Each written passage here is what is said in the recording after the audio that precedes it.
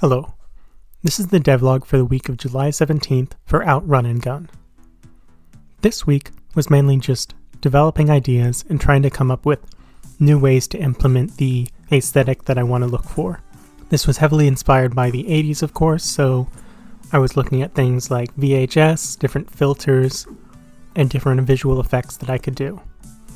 One of those that I've implemented is to try to make the health bar more interesting. The way I've done that is by creating a system that takes in the sound for the music and then outputs that as a visualizer like you'd get in some media players from the early 2000s.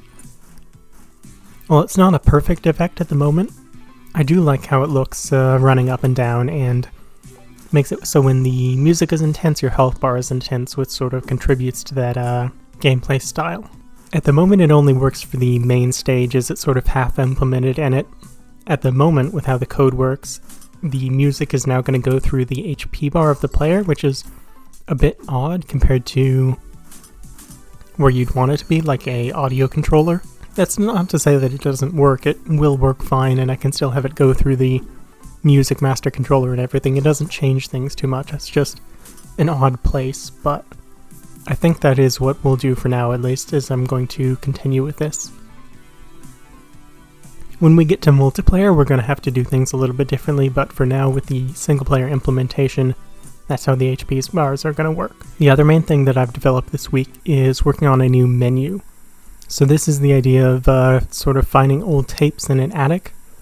So I've got an old TV that I created, a VCR, and then the tapes on the side, which represent the different options. So I've only done sort of the basic menu stuff, but as I click on these different buttons, it shows different pictures, and we've got a bit of static and a sound effect for when you do. And the idea is you click through these, which have an image which represents what is going to be.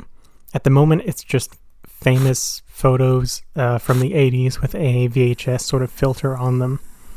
This might change, although I think I do want to go for something like this with that VHS effect, as I think it comes across quite well. But the idea is you select the tape that you want to do, and then you push the big green play button.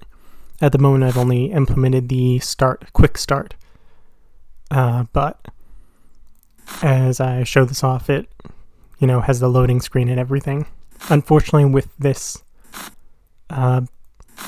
design of the menu, I actually forgot to include a space for the main title, so at the moment it's kind of awkwardly placed at the top and doesn't really have a decent style. It's just sort of a random neon thing that doesn't look that great and doesn't really fit with everything else going on, so I've got to try to figure out how I want to put the title on the main screen. Maybe it's going to be in the static, but at the moment the static's sort of its own effect, so I need to change that a bit if I want to have it look diegetic. Or we could just not include it there, which would be an odd choice. I think basically every game has the title on the main screen, but we'll see what actually manages to look good. I think having it in the static in some way is probably going to be the end result, but I'm not sure exactly how I want to implement that. So that was this week. Next week I'm going to try to work on this menu more, as well as try to implement some of the changes I've made on a more global scale, so change all of the individual stadiums, as well as make the music work for them and similar things. I hope you've had a nice week and have a good next week. Thank you for watching.